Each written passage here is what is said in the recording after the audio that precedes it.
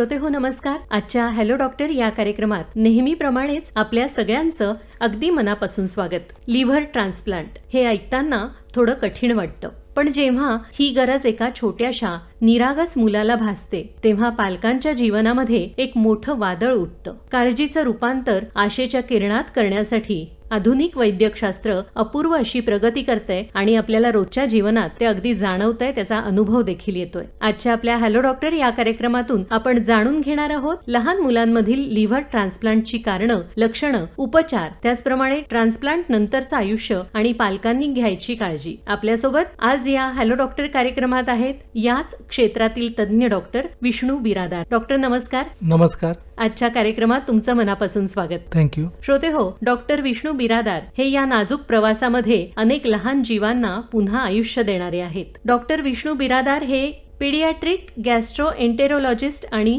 हेपेटॉलॉजिस्ट याचे कन्सल्टंट म्हणून ruby hall clinic आणि कमल एंडोस्कोपी क्लिनिक पुणे इथे गेली 15 वर्ष ते कार्यरत आहेत. नवजात बालकांपासून 18 वर्षांच्या मुलांमध्ये अनेकदा आढळणाऱ्या पोटाच्या विविध विकारांवर, त्याचप्रमाणे यकृत विकारावर ज्याला आपण लिव्हर डिसीज असं म्हणतो, त्याचप्रमाणे स्वादुपिंड अर्थात पॅन्क्रियाज या संबंधित आजारांवर किंवा त्याच्या समस्यांवर ते उपचार देखील करतात. नवजात बालकाच्या पिवळ्या काविळीचे निदान आणि उपचार, त्याचप्रमाणे मुलांमधील फूड ॲलर्जी किंवा इन्फ्लेमेटरी बावेल डिसीज अर्थात IBD या आजारांमध्ये त्यांना विशेष रस आहे. निदान आणि उपचारासाठी मुलांमध्ये एंडोस्कोपी देखील ते करतात. विशेष अभ्यासाचा आणि कार्याचा विषय म्हणजे बाल यकृत विकार अर्थात पीडियाट्रिक लिव्हर डिसीज आणि लिव्हर ट्रान्सप्लांट यामध्ये ते तज्ञ आहेत. त्यांच्या ट्रान्सप्लांट टीमने मागील 5 वर्षामध्ये पुण्यामध्ये जवळपास 55हून अधिक बाल यकृत प्रत्यारोपण यशस्वीरित्या केलेलं आहे. तेव्हा अशा अनुभवी डॉक्टरांशी आज आपण चर्चा करणार आहोत आणि जाणून घेणार आहोत लहान मुलांमधील लिव्हर ट्रान्सप्लांट, त्याची कारणं आणि त्यावरील उपाययोजना या विषयावर. डॉक्टर, पुन्हा एकदा हॅलो डॉक्टर कार्यक्रमामध्ये तुमचं स्वागत. धन्यवाद. डॉक्टर, लहान मुलांमध्ये लिव्हर फेल होण्याची प्रमुख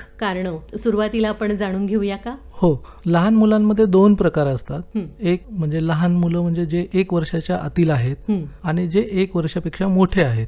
तर 1 वर्षापेक्षा मोठे असलेले जे लहान मुलं आहेत त्यांच्यामध्ये अजूनही आपल्याकडे इन्फेक्शनमुळे लिव्हर फेल होण्याचे कारण जास्त दिसतात. जसं की आपण हेपॅटायटिस A म्हणतो, हेपॅटायटिस E म्हणतो, किंवा वेगवेगळ्या प्रकारचे व्हायरल इन्फेक्शन्स जे आहेत की डेंग्यू आहे, चिकनगुनिया आहे, किंवा कधी कधी आपण टायफॉइडमुळे सुद्धा लिव्हरला त्रास होतो.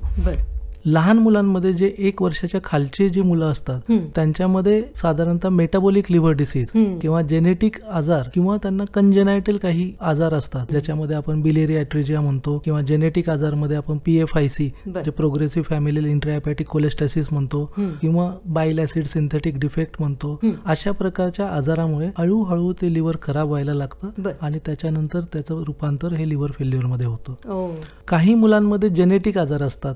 तर जेनेटिक आजारामध्ये साधारण विल्सन हा आजार आपल्याकडे जास्त प्रमाणात आढळण्यात येतो. तो आजार जो आहे तो कॉपर रिलेटेड असतो आणि त्याच्यामध्ये आपल्याला लगेच काही सिम्पटम्स दिसत नाहीत. सुरुवातीलाच पेशंट डायरेक्ट लिव्हर फेल्युअर म्हणूनच येतो. आणि दुसरं म्हणजे अजून ऑटोइम्युन लिव्हर डिसीज, हे आजार सुद्धा आता लहान मुलांमध्ये आढळण्यात येत आहेत. त्याच्यामध्ये सुद्धा लिव्हर फेल्युअर होतो.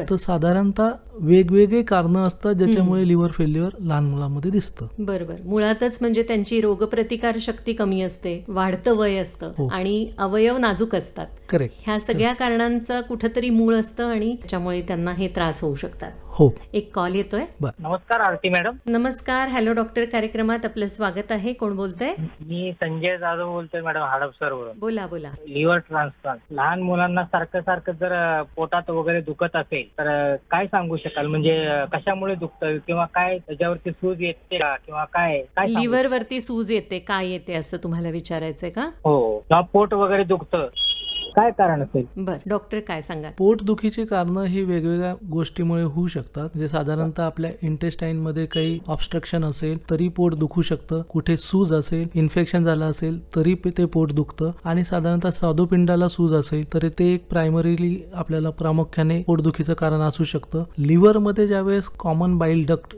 जे पित्ताशय असं आणि पित्ताची नळी असते त्याला जर सूज आली किंवा ते जर फुगलेलं असेल आणि त्याच्यात इन्फेक्शन झालं असेल तर त्याच्यामुळे पण पोट दुखतं. शकतं. तर पोटदुखीची अशी वेगवेगळी कारणं असतात ज्याच्यामध्ये आपल्याला लक्ष द्यावं लागतं की कशामुळे एक्झॅक्टली पोट दुखतं ते. बरोबर. त्याचं निदान आपण म्हणजे करू शकतो का, किंवा त्यानंतर त्याच्यावरती काय उपाय आहेत? पोटदुखीचं कारण आपल्याला समजलं असेल तर त्या पद्धतीने त्याला ट्रीटमेंट करण्यात येते. तर साधारणतः स्वादुपिंडावर सूज असेल तर ती स्वादुपिंडाची सूज कमी करण्यासाठी त्याला औषधे देण्यात येतील. जर इंटेस्टाईन मध्ये काही इन्फेक्शन झालं असेल तर त्याला आपल्याला ट्रीट केल्यानंतर त्याची सूज आणि त्याचं पोटदुखीचं कारण रिलीव्ह झाल्यामुळे त्याच्यामध्ये त्याला मदत होते. काही प्रमाणामध्ये जर इन्फेक्शन झालं असेल, जसं मी म्हटलं की पित्ताच्या नळीला सूज आलेली असेल आणि फुगीरपणा आला असेल, ज्याला आपण कोलेडोकल सिस्ट म्हणतो, आणि तिथे जर इन्फेक्शन झालं असेल तर ते आपल्याला ट्रीट करून मग ते ऑपरेशनने काढावं लागतं. अतिशय मोलाची माहिती दिली, त्याबद्दल खूप खूप धन्यवाद. धन्यवाद. संजयजी, तुम्ही कार्यक्रमात सहभागी झाल्याबद्दल धन्यवाद. धन्यवाद मॅडम. डॉक्टर, जनरली नवजात शिशूमध्ये किंवा लहान मुलांमध्ये लिव्हरचे विकार कसे ओळखायचे, किती कठीण असतं ते? साधारणतः 2 प्रकारे सिम्पटम्स असतात मुलांमध्ये. एक म्हणजे कावीळ होणे, आणि ज्या मुलांना कावीळ होते तर त्यांची जी लक्षणं आहेत तर डोळे पिवळे होणे, लघवी ही जी आहे ती हळदीसारखी पिवळी होणे, जे न्यूबॉर्न्स असतात किंवा इन्फंट्स असतात ज्यांना आपण 1 वर्षापर्यंत बघतो, त्या मुलांना जर कावीळ झाली असेल तर त्यांची जी पॉटी आहे त्याचा कलर व्हाईट कलरचा होणे. तर या 3 गोष्टीमुळे आपल्याला मुलांना लिव्हरचा डिसीज आहे का हे समजतं. मोठ्या मुलांमध्ये साधारणतः 2-3 प्रकारच्या गोष्टी होतात. एक म्हणजे कावीळ होणे, दुसरं म्हणजे पोटामध्ये सूज येणे, म्हणजे लिव्हरलाही सूज येणे आणि त्याच्यासोबत स्प्लीन ज्याला आपण पाथरी म्हणतो तर त्यालाही सूज येणे. तर असं जर आपल्याला आढळलं की आंघोळ घालताना आईने बघितलं की लिव्हर आणि स्प्लीन किंवा पोटामध्ये कुठे सूज असेल तर किंवा हात लावल्यावर दुखत असेल तर ते आपल्याकडे घेऊन येतात. आणि काही मुलांमध्ये पोटामध्ये पाणी होतं आणि त्याच्यामधून आपल्याला कळतं की हे पोटातलं पाणी जे झालेलं आहे ते लिव्हरच्या आजारामुळे झालेलं आहे, म्हणजे पोट फुगल्यासारखं होतं. पण आपली जी कारणं आहेत ही कारणं इतकी वेगवेगळ्या पद्धतीची आहेत की प्रत्येक कारण हे वेगवेगळ्या पद्धतीने प्रेझेंट होतं. तर काही मुलांना काय होतं की लिव्हर खराब झाल्यामुळे लिव्हर टणक होतं आणि टणक झालेलं लिव्हर ब्लड फ्लो याला ते ऑब्स्ट्रक्ट करायला लागतं आणि त्याच्यामुळे बॉडी ट्राय करते की ते ब्लड फ्लो आपल्या हार्ट पर्यंत पोहोचलं पाहिजे आणि ते अन्ननलिकेतून जातं. तिथं अन्ननलिकेमध्ये शिरा फुगल्या जातात ज्याला आम्ही व्हरायसिस म्हणतो, आणि ती शीर ज्यावेळेस खूप जास्त फुगते त्यावेळेस ती फुटते आणि अशा मुलांना रक्ताची उलटी होते. तर म्हणजे रक्ताची उलटी झाली किंवा टॉयलेटमध्ये किंवा पॉटीमध्ये रक्त येत असतं तर कदाचित ते लिव्हरचं कारण असू शकतं. ते आपल्याला बघावं लागतं. आपलं मूल नक्की काय तक्रार करत, म्हणजे पालकांनी ह्याच्याकडे किंवा घरच्यांनी ह्याच्याकडे लक्ष देणं आवश्यक असतं. एक कॉल येतोय. नमस्कार, हॅलो डॉक्टर कार्यक्रमात आपलं स्वागत आहे. कोण बोलतंय? मी गोमसाळे बोलतीये, लातूरवरनं. बोला. आज लहान मुलांचे डॉक्टर आहेत ना, लिव्हर ट्रान्सप्लांटेशन आहे ना, तर म्हणजे हे विचारायचं होतं आम्हाला की समजा जन्मलेलं बाळ आहे आता किंवा थोडंसं 3-4 महिन्याचं बाळ आहे, तर त्याचं लिव्हर फेल झालंय कसं ओळखायचं? त्या बाळांना तर काही सांगता येत नाही. मग त्यांचं गॅस झालं म्हणून आपण पोट दुखलं म्हणून असं बऱ्याचशा गोष्टी काही काही करतो ना. आणि मग जर काही असेल त्यांना समजा जर कळलंच की बाबा लिव्हर फेल आहे, मग एवढ्या लहान बाळाचं ट्रान्सप्लांट करायचं कसं? बरं, डॉक्टर काय सांगाल? साधारणतः आत्ताच आपण चर्चा केली होती त्याच्यामध्ये सांगितल्याप्रमाणे जे लहान मुलं असतात 1 वर्षाच्या खाली त्यांना लिव्हरचा आजार काही सांगता येत नाही.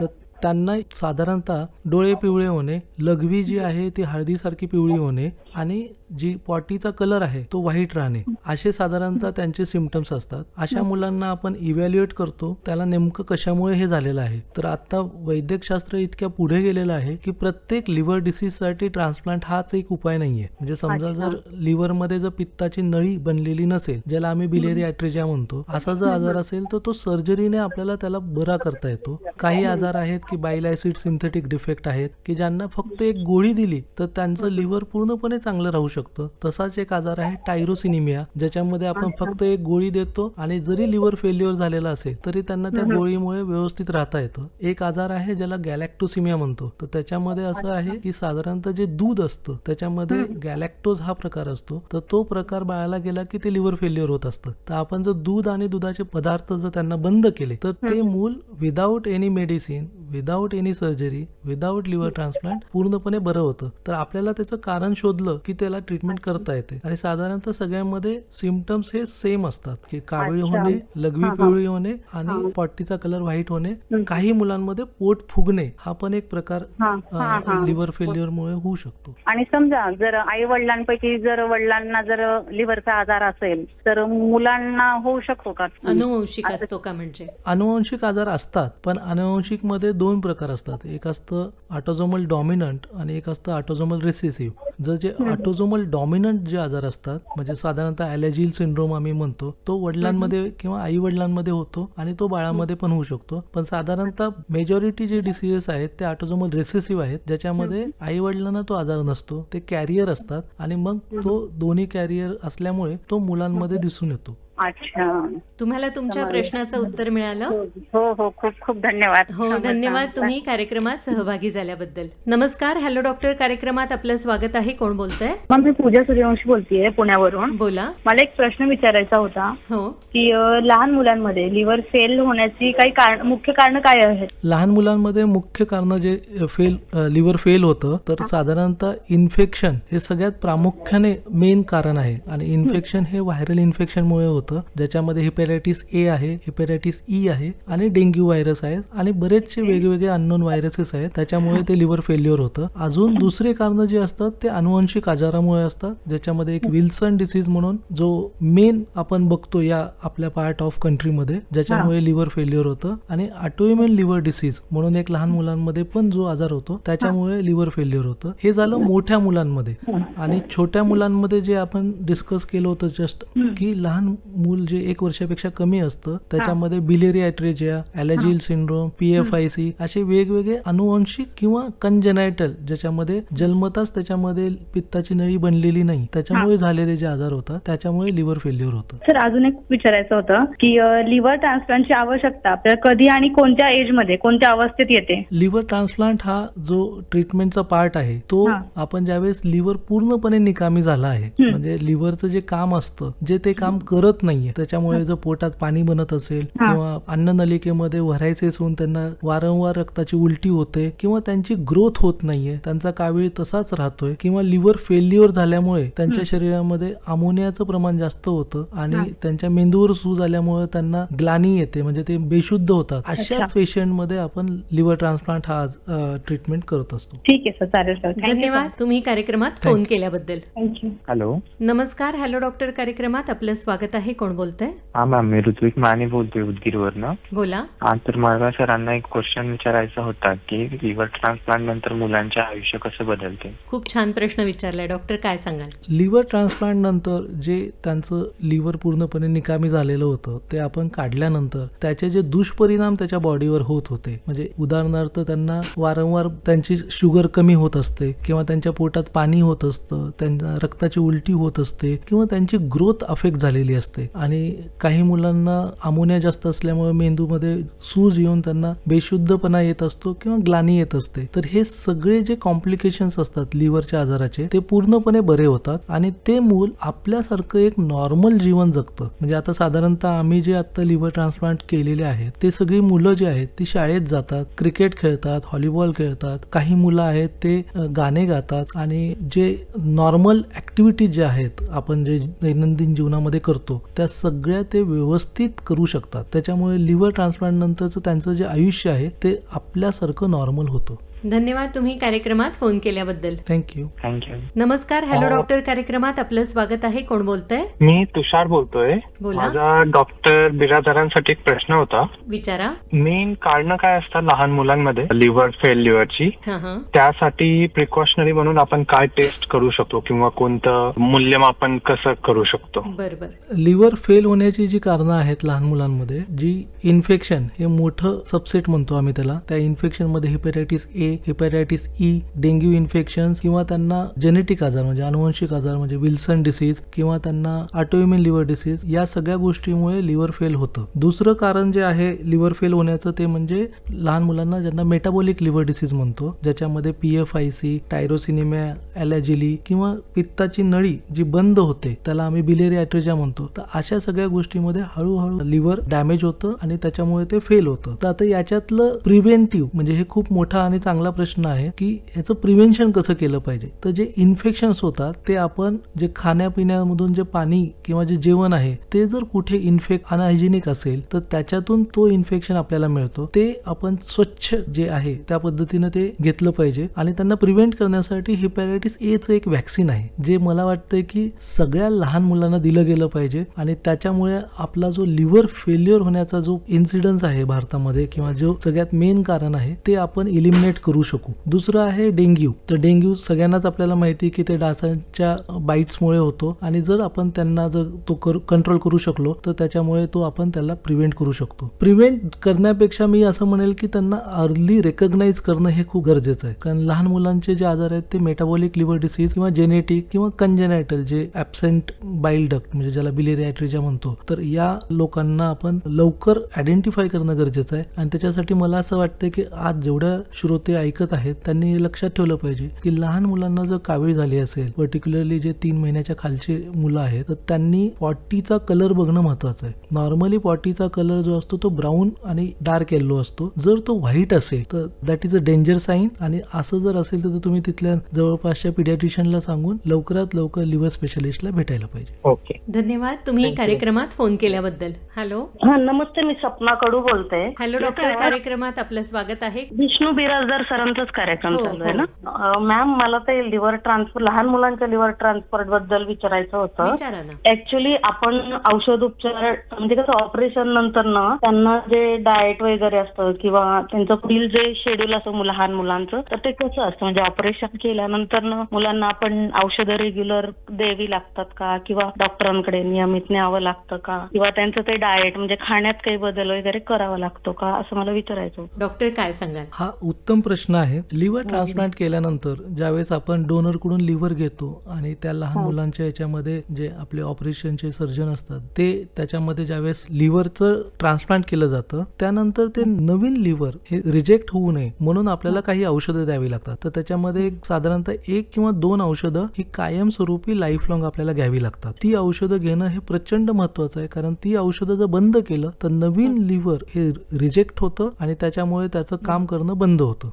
दुसरा तुमचा जो प्रश्न होता की डाएटचा, आणि सगळ्यात महत्वाचं म्हणजे आपल्याला सगळ्यांना माहिती की डाएटमुळे आपलं लिव्हर चांगलं राहतं. म्हणजे आपण जर डाएटमध्ये जर गडबड केली तर एक फॅटी लिव्हर म्हणून एक नवीन प्रकार असतो तो होतो. तर लिव्हर ट्रान्सप्लांट झाल्यानंतर सुद्धा आपल्याला त्यांना जंक फूड न देणं, त्यांचं जे जेवण आहे ते व्हरायटी ऑफ फूड्स जे आपण म्हणतो की पालेभाज्या दिल्या पाहिजेत, फळं दिली पाहिजेत, वेगवेगळ्या प्रकारचे कडधान्य, सलाड, ऑइल दिलं गेलं पाहिजे. तर ह्या सगळ्या गोष्टीचं कॉम्बिनेशन त्यांना दिलं गेलं पाहिजे. जर डाएट आपण चुकीचं दिलं त्यांना लिव्हर ट्रान्सप्लांट नंतर तर नवीन लिव्हर मध्ये फॅटी लिव्हर होऊन ते लिव्हर लवकरात लवकर डॅमेज होईल. तर ते नको व्हायला यासाठी डाएट हे छान पद्धतीनेच त्या मुलांना दिलं गेलं पाहिजे. आणि तपासणीसाठी मग आणावं लागेल का म्हणजे परत किती वर्षांनी किंवा महिन्यांनी असं? आता जसं आपण लिव्हर ट्रान्सप्लांट केल्यानंतर ते लिव्हर उत्तम आहे ना त्याची सगळ्या टेस्ट आपण करून घेतो. तर साधारणतः 6 महिन्यातून एकदा तरी लिव्हरच्या फंक्शन टेस्ट आपण करायला पाहिजे. त्याला जे आपण औषधं देतो, जे टॅक्रोलिमस नावाचं औषध आपण देतो तर त्याची एक टॅक लेवल असते तर ती पण आपण 6 महिन्यातून एकदा करावी लागते. साधारणतः वर्षातून किंवा 2 वर्षातून आपण सोनोग्राफीतून ते लिव्हर मध्ये कुठे फॅटी लिव्हर होत नाहीये ना, त्याचे सगळे जे जोड केलेले आहेत ते व्यवस्थित आहेत ना याच्यासाठी आपल्याला सोनोग्राफी करावी लागते. तर साधारणतः 6 महिन्याला ह्या टेस्ट करून डॉक्टरांना भेटणं गरजेचं असतं. ठीक आहे, चालेल. थँक्यू. धन्यवाद तुम्ही कार्यक्रमामध्ये सहभागी झाल्याबद्दल. डॉक्टर, ह्याच्यामध्ये शंका जी आहे, ऑपरेशन जेव्हा होतं लिव्हर ट्रान्सप्लांटचं त्याच्या आधी काय चाचण्या वेगळ्या होतात? लहान मुलांचं ज्यावेळेस आपण ट्रान्सप्लांट करतो त्यावेळेस त्याचं एक साधारण प्रोटोकॉल प्रमाणे आपल्याला बऱ्याचशा टेस्ट करून घ्याव्या लागतात. तर त्या टेस्टचा भाग म्हणून लिव्हर कशा पद्धतीचं आहे, सध्या कुठल्या स्टेज मध्ये आहे, कारण लिव्हरची टेस्ट आपण एक फायब्रोसिस बघितलं जातं. मग ते फायब्रोसिस बघण्यासाठी आपण लिव्हर बायोप्सी करतो किंवा एक नवीन पद्धतीने एक फायब्रोस्कॅनने आपण त्याच्यात किती फायब्रोसिस आहे ते बघतो. आपल्याला तिथल्या आजूबाजूच्या जे रक्तवाहिन्या आहेत, पित्ताची जी नळी आहे ह्या सगळ्या व्यवस्थित आहेत का नाही हे बघण्यासाठी आपल्याला डॉपलर करावं लागतं. आणि लिव्हरचे जे कॉम्प्लिकेशन्स आहेत ते त्या मुलात आहेत का हे बघण्यासाठी आपल्याला त्याचं हार्टची टेस्ट करावी लागते, ज्याच्यामध्ये आपण बघतो की बाळाला काही हिपॅटोपल्मनरी सिंड्रोम्स अशा पद्धतीचं काही झालेलं आहे का. बऱ्याच वेळेस त्यांचं आपण बाकीची जी असेसमेंट असते तीही आपण करून घेतो. म्हणजे साधारणतः तुम्हाला सांगतो डेंटल असेसमेंट आहे, दात व्यवस्थित आहेत, किडलेले नाहीये, त्याची ट्रीटमेंट आपल्याला करावी लागते. व्हॅक्सिनेशन सगळं व्यवस्थित आहे का नाही ते बघितलं जातं. अनफॉर्च्युनेटली अजूनही बाळाला कावीळ आहे म्हटलं की व्हॅक्सिन नाही देत. तर तसं न करता बाळाला एज अप्रोप्रिएट जे व्हॅक्सिन्स आहेत ते मिळणं गरजेचं आहे. कारण आम्ही आमच्याकडे आल्यानंतर आम्ही हे प्रामुख्याने बघतो की बाळाला कावीळ आहे म्हणून व्हॅक्सिन दिलं नाही आणि बाळ 2 वर्षाचं असतं आणि एकही व्हॅक्सिन मिळालेलं नाही, तर त्याचं लिव्हर खराब असल्यामुळे त्याला ऑलरेडी इन्फेक्शनची रिस्क जास्त असते आणि प्लस व्हॅक्सिन न दिल्यामुळे ती रिस्क अजून वाढते. तर त्यांना व्हॅक्सिनेशन कम्प्लीट केलं गेलं पाहिजे. आणि बाकीचे असेसमेंट असतात की त्यांचं लंग्स कसे आहेत किंवा बाकीचे डेव्हलपमेंट कशी आहे. तर डेव्हलपमेंटला एक बेली स्केल म्हणून असतं, तर ते डेव्हलपमेंटल पिडियाट्रिशियन कडून त्याची डेव्हलपमेंट प्रॉपर आहे का, त्याचे ब्रेनचे फंक्शन्स व्यवस्थित आहेत का, ह्या सगळ्या गोष्टी आपण असेस केल्या जातात. ज्यावेळेस अॅक्यूट लिव्हर फेल्युअर म्हणून ज्यावेळेस बाळ येतं त्यावेळेस त्यांना बेशुद्ध झालेले असतात. तर त्यामुळे त्यांचं ब्रेन परमनंटली डॅमेज नाही झालंय ना याच्याही टेस्ट करून घेणं गरजेचं आहे before going for a liver transplant. म्हणजे लिव्हरमुळे त्यांचं मेंदू सुद्धा डॅमेज होऊ शकतो. म्हणजे हे खूपच क्रिटिकल कंडिशन मध्ये मुलं येतात बरेचदा. डॉक्टर, एखादा आम्हाला अनुभव सांगा ना. आता हे जे 55 लिव्हर ट्रान्सप्लांट केलेत हे माझे अनुभवच आहेत, पण त्यातल्या त्यात एक अनुभव मला सांगायला आवडेल. आपण चिकनगुन्या हा आजार ऐकलाय, पण चिकनगुन्यामुळे लिव्हर खराब होतं हे माहिती आहे थोडंसं लोकांना.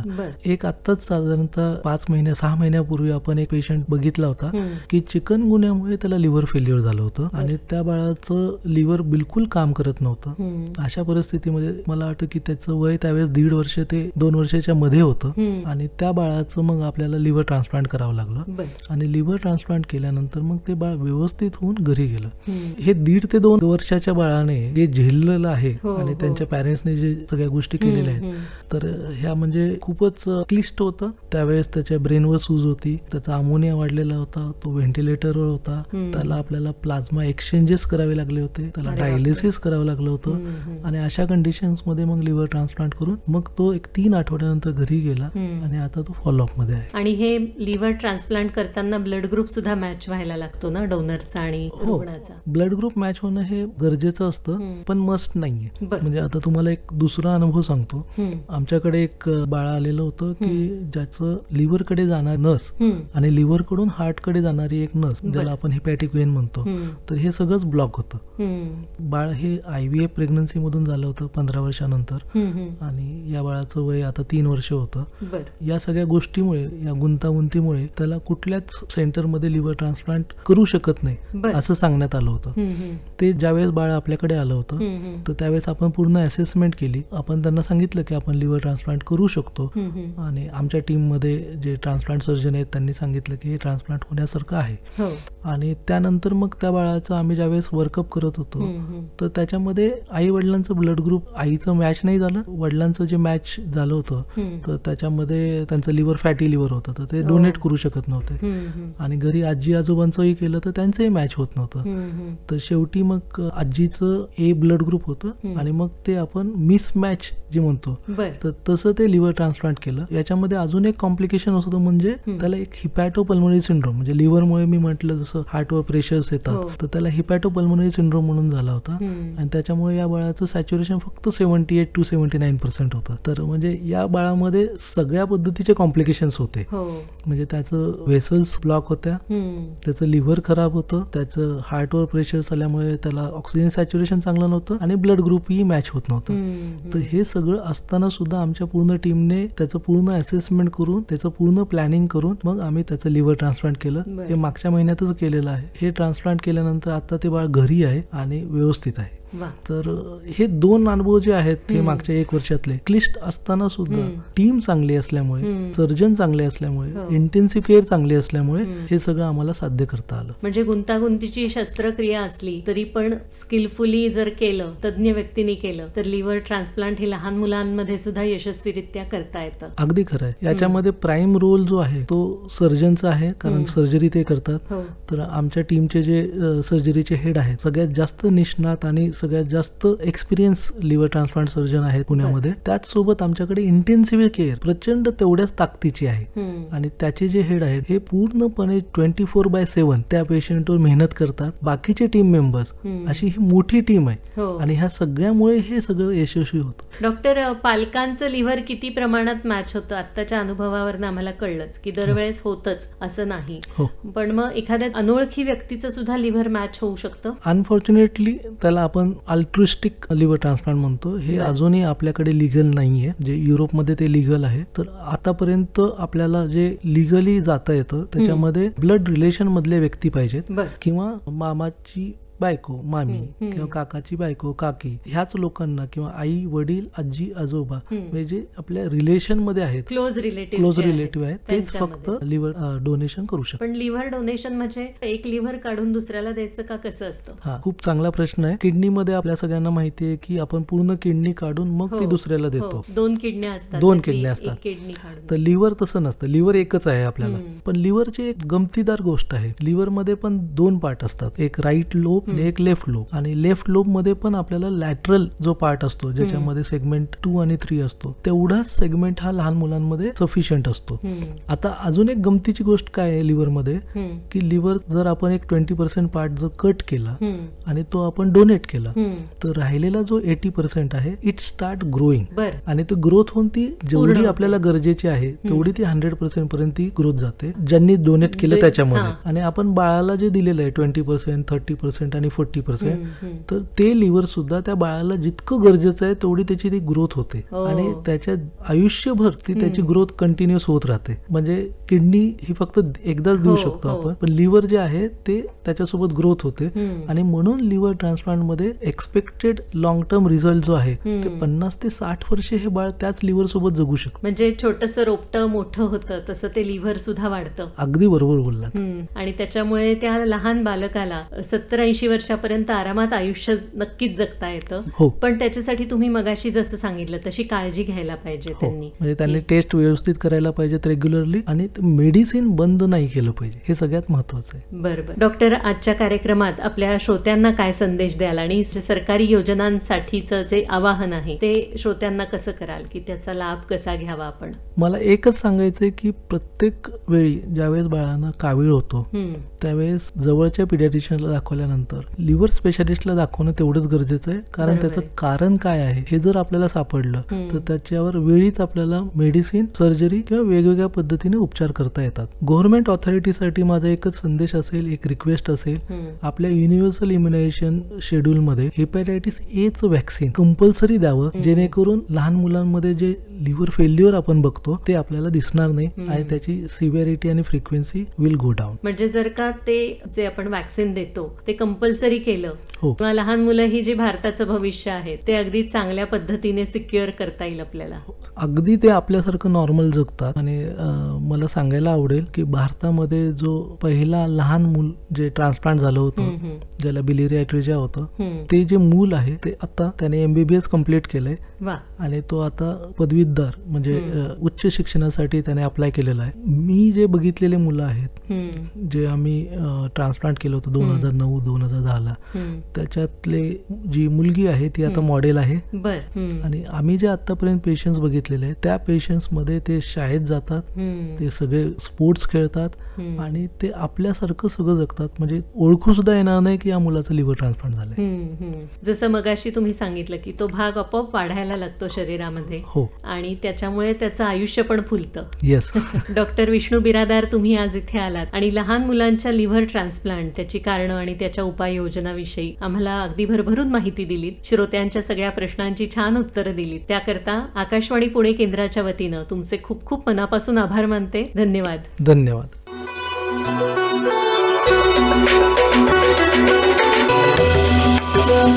Thank you.